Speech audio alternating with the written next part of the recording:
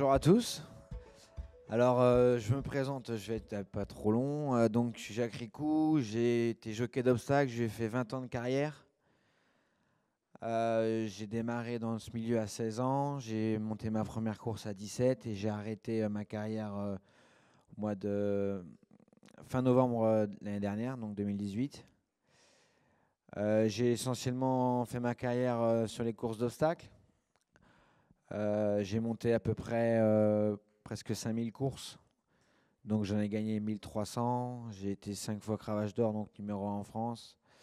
J'ai gagné toutes les belles courses en France. J'ai gagné aussi en Angleterre, en Italie, enfin un peu euh, côté Europe. Et donc, tout d'abord, je vais vous dire que tout ce qui vous a été présenté juste avant moi, je suis entièrement d'accord. Et c'est quelque chose que moi j'ai mis en pratique durant ma carrière, mais un peu plus tard, pas dès le début. euh, à tort aujourd'hui parce que c'est des automatismes, je pense qu'il faut, qu'on m'a pas appris, même à l'école. Et je pense que plus tôt on commence toutes ces préparations physiques, ça nous aide surtout aussi à avoir un mental bien plus fort. Après, bien sûr que c'est une passion. Le cheval était et est toujours mon meilleur ami et mon fidèle compagnon. Et après, pour vous dire comment j'ai fait pour durer, déjà je me suis fait mal de bonne heure. Donc je suis tombé, j'avais 18-19 ans, je me suis fait mes premières fractures. Pas des grosses, hein, je me suis fracturé clavicule, la hanche, la cheville.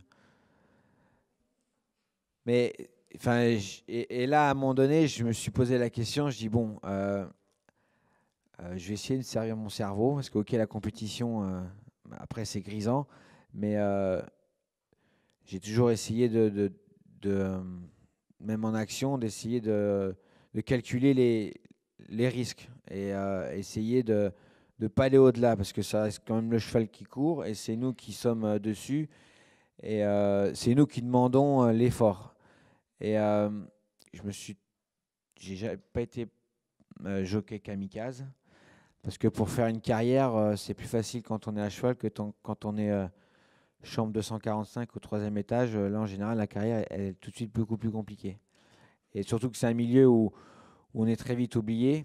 Donc, moi, je préférais être battu, mais rentrer avec mon cheval et moi dans l'enceinte des balances, que gagner à tout prix et risquer la chute à la dernière ou l'avant-dernière obstacle. Donc, c'est ce qui a fait un peu ma force de ma carrière, c'est toujours préserver le capital cheval. Après, comme ça peut paraître un peu c'est pas en adéquation avec la course, mais moi, quand je vois certains, c'est pas une critique, mais je trouve qu'il y a des risques qui n'en valent pas la peine. Donc, c'est comme si vous voulez les, les, euh, les pilotes de voiture,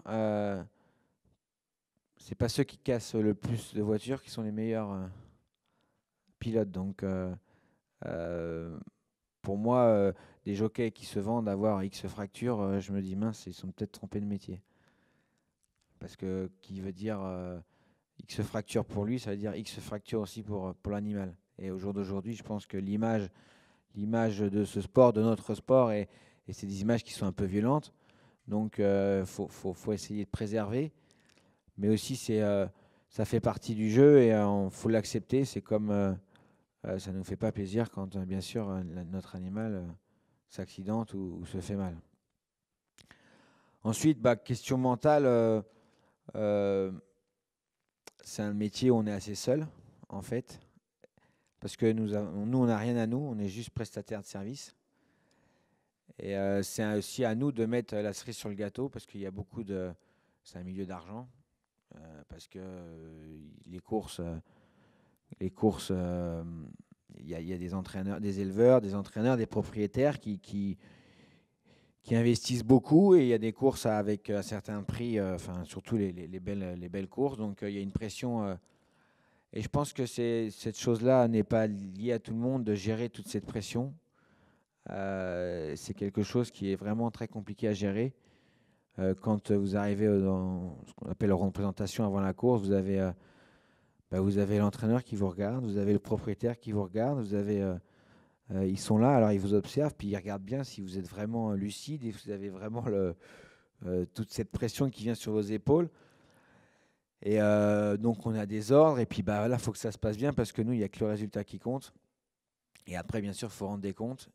Et le jour où tout s'arrête, vous pouvez très bien vite gagner votre vie et très bien la gagner, mais ça peut s'arrêter du jour au lendemain et on ne va pas vous demander comment vous allez faire pour vivre le mois prochain. Donc tout ça, c'est des choses on ne connaît pas au début, mais il est important d'être bien entouré et d'avoir des amis fidèles et aussi d'être entouré. C'est là où après, quand on avance dans la carrière, on est de plus en plus sollicité et forcément, il faut s'entourer. Et s'entourer de préparateurs physiques et mentaux, c'est aussi très très important pour justement, face à ces coups durs, être suivi, parce que j'en ai connu beaucoup qui sombrent un peu et quand la plus grosse difficulté, c'est quand vous arrivez passionné et vous finissez écœuré de votre passion. Après, la vie n'a plus le même sens. Et c'est quelque chose où il faut faire très attention à soi, parce que vivre d'une passion, c'est une chance et c'est quelque chose qu'il faut énormément respecter. Donc, c'est pour ça qu'il faut savoir s'écouter et souvent faire des pauses, parce que tout peut aller vite dans les deux sens. On peut très vite être en haut et on peut aller très vite être en bas. Donc, voilà un peu le résumé de ma carrière. Après, moi, j'ai toujours gardé cette foi. Et le cheval a toujours été mon meilleur ami, mon plus fidèle. Le moins, disons que lui, il ment pas, comparé à l'humain. Et j'en suis venu à dire que je préférais bien mieux les chevaux que les humains. Et parce que l'humain est bien plus cruel. Et souvent, il nous fait... on est plus souvent déçu par l'humain que le cheval. En fait, lui, c'est bien le seul être qui nous déçoit jamais. Et il nous rend souvent 2 fois plus que ce qu'on lui donne. Voilà. Donc, c'est vraiment c'est la plus belle conquête de l'homme. Et au jour d'aujourd'hui, moi, après 20 ans à passer à ses côtés, je peux vous le confirmer. Voilà. Et puis, il nous procure des émotions que dans la vie de tous les jours, ces émotions-là, en général, c'est très compliqué de les retrouver. Et le cheval, on peut lui faire ce qu'on veut, hein. Il peut vraiment faire partie du quotidien. Et si un cheval bien éduqué, le cheval, on peut l'emmener dans toutes les contrées. On peut faire, on voit bien toutes les disciplines qu'il y a autour du cheval. Et moi, j'ai déjà vu des chevaux de course finir dans des écoles de dressage, finir dans des CSO. Donc, ça montre bien que le cheval, il est vraiment comme on l'éduque. Et on peut vraiment, à partir du moment où il a confiance en l'homme, on peut vraiment lui faire une multitude de choses. Donc voilà. Je ne vais pas être trop long.